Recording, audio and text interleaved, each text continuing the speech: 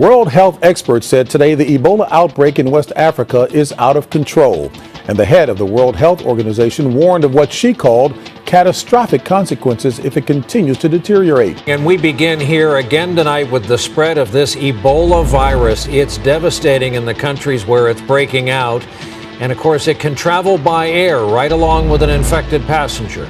We learned today the first American to die in this Ebola outbreak was a diplomat, a man who flew while sick from Liberia to Nigeria.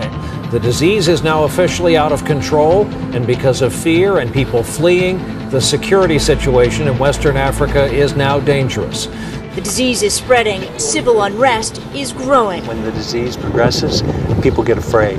For the first time in history, doctors right here in the United States will battle the Ebola virus. The CDC will also be sending 50 disease detectives to Western Africa, where the death toll has soared to more than 700. In Liberia, empty streets on the capital. The military deployed as panic rises. Disinfectant sprayed in public places. Hand washing stations up outside supermarkets. 2 Americans are set to come home from Liberia in the midst of the Ebola outbreak, and they will become the first cases treated here in the United States. As Marcy Gonzalez reports, the missionaries will be coming home one at a time. Today, this hospital in Atlanta preparing to treat the first Ebola patient ever in the U.S. One of the 2 Americans infected with the deadly virus in Liberia now expected to head here to Emory University Hospital. Now in West Africa, where more than 700 people have already died from the virus, extra efforts are underway to stop the spread of Ebola. The CDC issuing a travel advisory warning against non-essential travel to Guinea, Sierra Leone, and Liberia. Travelers at airports there being screened for potential illness. People are scared. Why should America let people back in who have Ebola?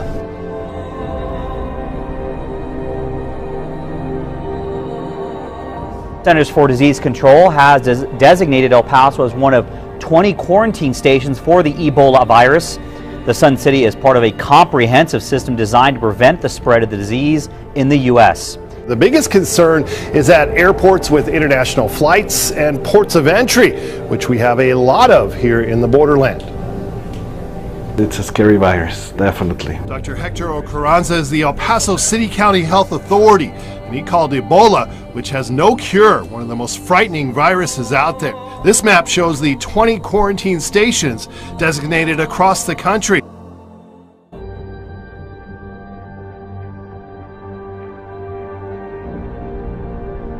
Now, back to Obama's magic pen. He signed another executive order today, and this one is going to allow for the detention of Americans with respiratory illnesses. Now, of course, this is all coming on the wake of that Ebola scare. Well, Obama's amendment will allow for the detention of Americans who just display acute respiratory syndromes. The Centers for Disease Control already has measures in place for dealing with an outbreak of a communicable disease. It'll allow for the quarantine of well persons who do not show symptoms of the disease. So obviously, they are already prepping themselves to have the authority to quarantine Americans. So the U.S. missions in the affected areas have distributed messages to U.S. citizens regarding the Ebola attack, and those missions are closely monitoring the situation. The U.S. missions in the affected areas have distributed messages to U.S. citizens regarding the Ebola attack. Health warning now out of Florida, where officials are sounding the alarm about a deadly bacteria that breeds in the water. It's already killed 9 this year, and people with open wounds are being warned to stay out of the water. ABC's Matt Gutman has the story.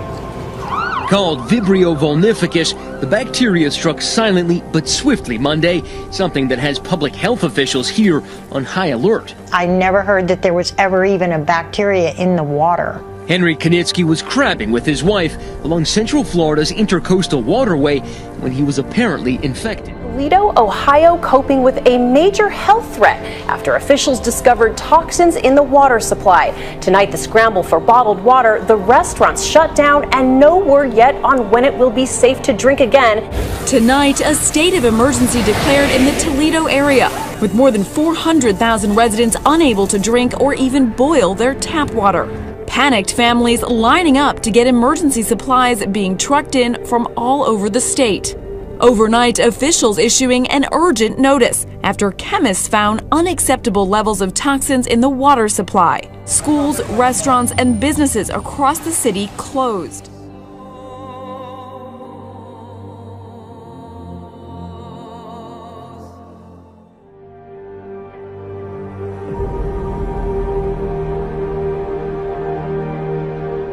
More than 200 people have died of cholera in northern Cameroon over the past 2 months. Cameroon Health Ministry says that more than 1,500 people have been infected with the waterborne bacteria. Tonight about the Ebola outbreak right here in New York City. Doctors at Mount Sinai Hospital are performing tests on a patient who is showing possible symptoms of the virus. He's undergoing medical tests right now to determine the cause of his symptoms. Doctors trying to figure out if he has the Ebola virus.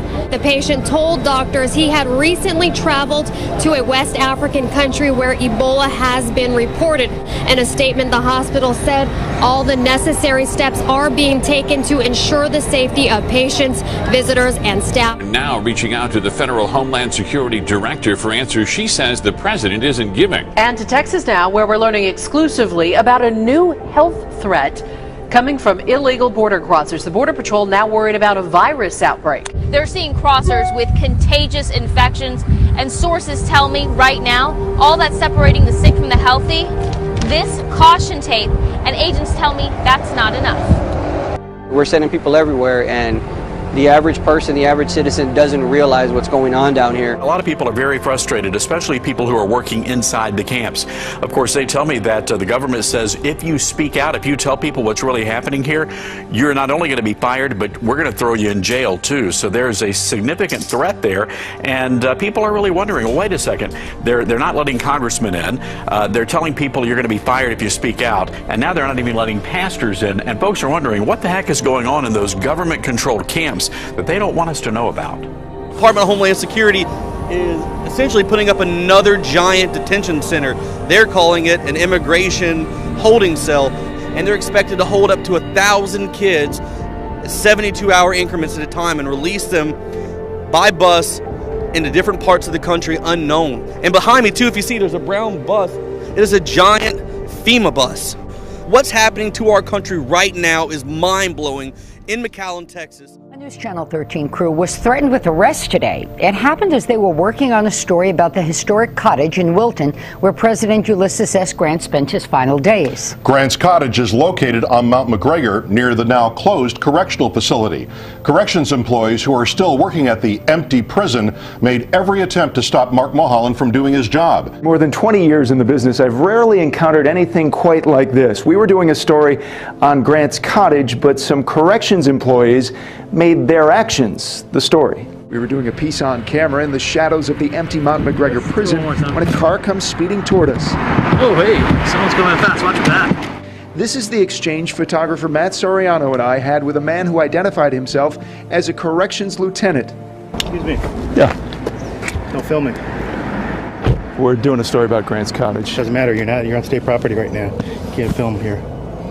You got to get the permission through Albany to film. Okay, we can go shoot it from Grant's cottage then. No, you're not up here for that. You're up here for different purposes. We're doing a story on Grant's cottage as it relates to the prison. Well, you'll have to take closing. that through Albany.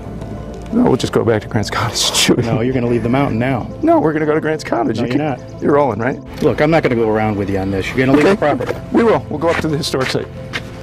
You cannot film up there. You know what? Jeff, make sure they don't go up and call the state police. Have them removed. Have us removed from a historic site, sir? So we proceeded to make our way closer to Grant's cottage, but another corrections employee parked his car across the road, denying and blocking our access to the historic site. On our way back down the mountain as we attempted to leave, Corrections Lieutenant Doran had called the state police, asked them to detain us, and demanded our video. The story sounds like a piece of fiction. 6 federal agents storm a woman's home to take her SUV. The reason? It might pollute the earth? Joining us right now is that woman, Jennifer Brinkley. Jennifer, set the scene for us, because I want people out there to understand that I'm telling a true story. I know, it's sad. I have a Land Rover, and it was parked in our carport, and 6 law enforcement agencies, vehicles, and Homeland Security pulled up and asked me if I had a Land Rover and seized it. They took it from your house. What reason did they give you? They weren't sure because the case was sealed at that point.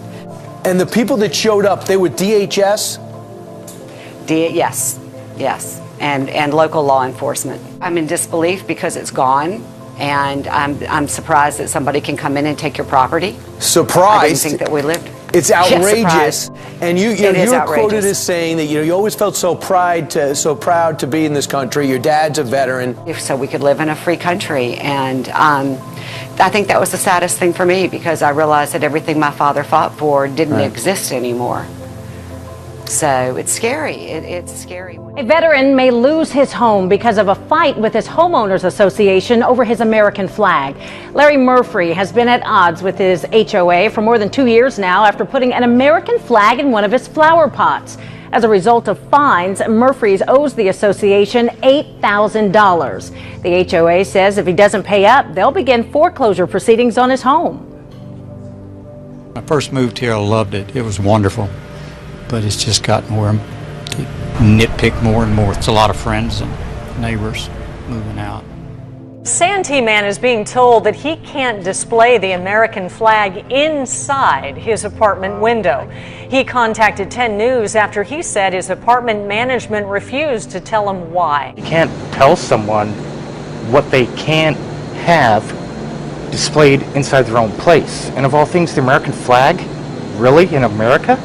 Local war veteran builds furniture in his garage and gives it to military families in need. Now he could be forced to shut down the saws. Here I am, a Vietnam veteran doing something for the military, building furniture and donating it, and Lake of the Pines wants to close me down. The Homeowners Association is telling that vet to close up shop. He's been building furniture out of his garage for more than a decade and then donating it to military families in need. But now his Homeowners Association is telling him to stop. That I may not paint, sand, cut wood, or screw on the property. The new mandate cuts deep. Dennis Coker has been building cabinets and dressers for a decade, donating most of them to military families. We tried to get answers from the Lake of the Pines general manager, but he would not comment. A new law in Minnesota is dividing the public health community. The law allows blood samples from newborn babies to be kept indefinitely without their parents' consent. One other thing we need to understand is Minnesota is not leading the nation on August 1st by enacting this law, but these laws are in place all over the country, which is why this whole incident, as a lawyer, this particular law became shocking to me. So if I'm a parent, what should I be worried about if they're using this information? Well, I think that what we look at in these days of the NSA and all of the objections around the country that people have had about looking at their phone records, listening to their phone calls, that people have gone up in arms about their privacy. So aren't we really worried, even though we're told the government won't do it,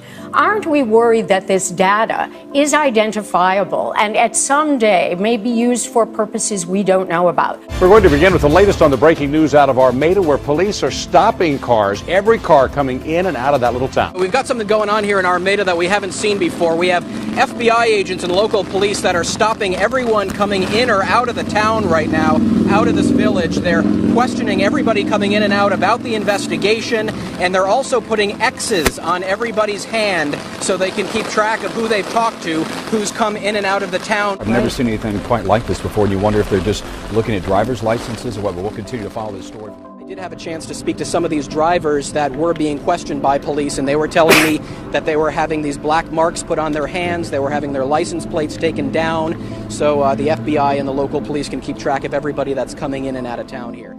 Video has surfaced of another officer placing a suspect in a chokehold. On July 14th, police struggled to arrest 22-year-old Ronald Johns at the Lexington Avenue and 125th Street subway station. You could see an arm around the suspect's neck and punches being thrown. Johns was charged with fare evasion, resisting arrest, and trespass. The two officers say they were injured in the struggle. Both are on medical leave. Police Internal Affairs is investigating. Really?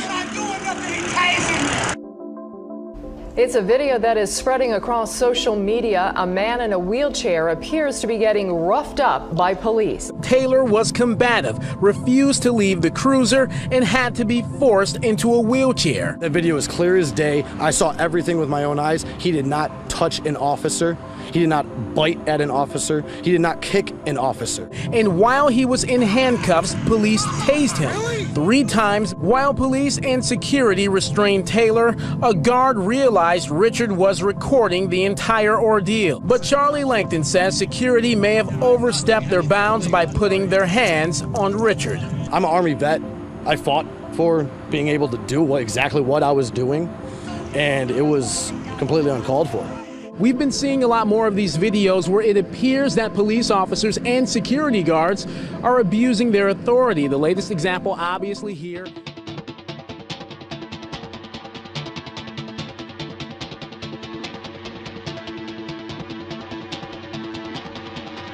Fresh clashes have flared up on the Libyan-Tunisian border, forcing guards to open fire.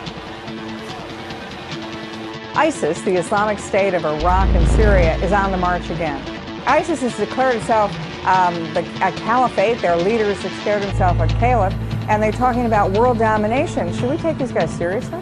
The United Nations says the latest takeovers of territory by ISIS have displaced 200,000 people. Russia has announced it's carrying out new military exercises close to the border with Ukraine.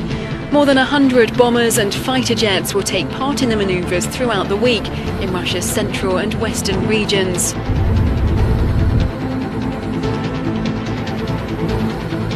Israel has announced that it's calling up more reserves as the fighting with Hamas intensifies. Palestinian officials say another UN school came under attack in Gaza overnight. More families who fled their homes have been displaced once again. It wasn't weather that forced that flight to land. There is plenty of extreme weather tonight. In some western states, wildfires are flaring up again thanks to lightning and that historic drought.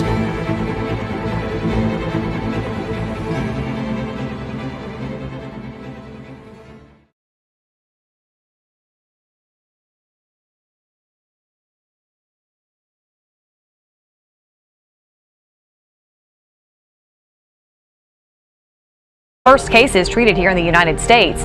As Marcy Gonzalez reports, the missionaries will be coming home one at a time. Today, this hospital in Atlanta preparing to treat the first Ebola patient ever in the U.S. One of the 2 Americans infected with the deadly virus in Liberia now expected to head here to Emory University Hospital. Now in West Africa, where more than 700 people have already died from the virus, extra efforts are World health experts said today the Ebola outbreak in West Africa is out of control.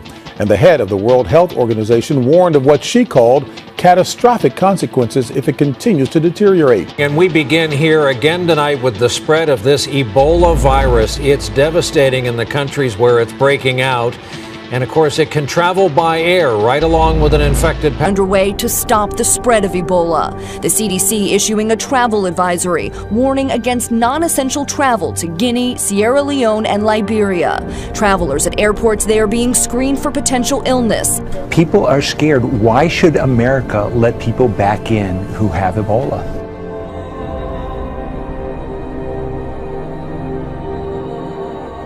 Centers for Disease Control has passenger.